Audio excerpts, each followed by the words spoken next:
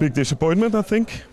Yeah, big disappointment, mainly because the first half was a very poor performance from the team. And the second half was better. We had some chances to score. We played better. We played more with attitude, I would say. But it's difficult to understand what happened in the first half, even for me. Yeah? Can you even try to explain, or it's too soon? Well, I can try to explain you in 10 minutes if you want, but I'm not going to tell you something that I know, because I don't really know what's going on. The thing is, when you're a professional football player, you cannot get on the pitch with this attitude.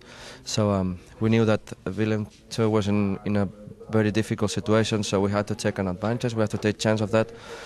We didn't push from the beginning. We didn't do anything that we've been doing the last 2 weeks, even in the training camp. We were sitting back. We were not pressing. Nobody wanted the ball. When they had the ball, they played back, not to lose it. So things that is really difficult to understand, even for me, honestly. So the second half was better. So I told them that there's nothing to lose. I mean, we are a good team. We've got quality, but we have to believe in ourselves. So in the second half, they did good, but still trying to think what happened in the first half. You look angry. No, look, I'm kind of shocked because I know that they have quality that they showed in the second half. We had some chances, we could score, but I don't know, when you have played football like myself for such a long time, sometimes you don't understand why the players act like this. So they should be showing attitude and concentration from minute 1 to 90. And since we are here, they only did it 45 minutes every game. So well, we try to keep working on it and see if we find the solution. Yeah. What did you tell them in the locker room in between the halves? No, just exactly what I'm saying to you, that it looks like everybody was scared.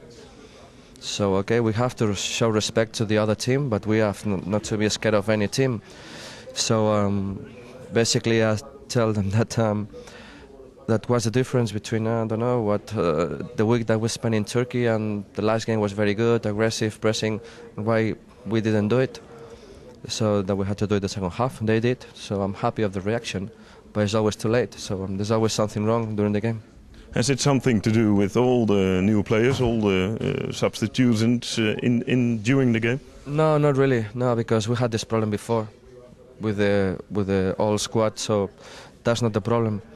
The problem is probably that I don't know. They are young. Some of them are young. Probably they're not so confident on themselves. Probably they need some more self-confidence. Well, we're trying to work hard and to get it back and to let them know and understand that they can play a fantastic football if they are aggressive and they want to.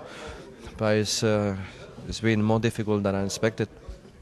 One example, you take out Pedersen after 30 minutes of playing, and you bring in Van Ginkel. It's an attacking midfielder and not a striker. That's a difficult task for a young player like Van Ginkel. But he still did good. He still played good. You're right. Yeah. So basically, what I'm telling you, I mean, I'm gonna play the players that they want to show attitude. So I know that we're missing a number 9.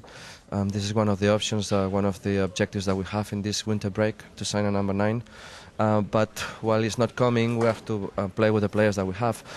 And Marcus, he didn't have his best game. So the 30 minutes that he was on the pitch, every ball that he had, and he lost it. So he didn't give us any continuity on the game.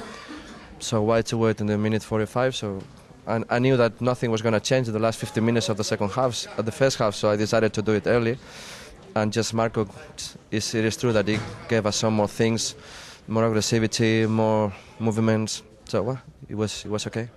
But you had a number 9 and another striker. You had Pluim and Nilsson. They don't even were here. Well, I don't think that Nilsson is a number 9. I think Nilsson is not a real number 9. And Pluim? Pluim had conditions that we really didn't need in the team.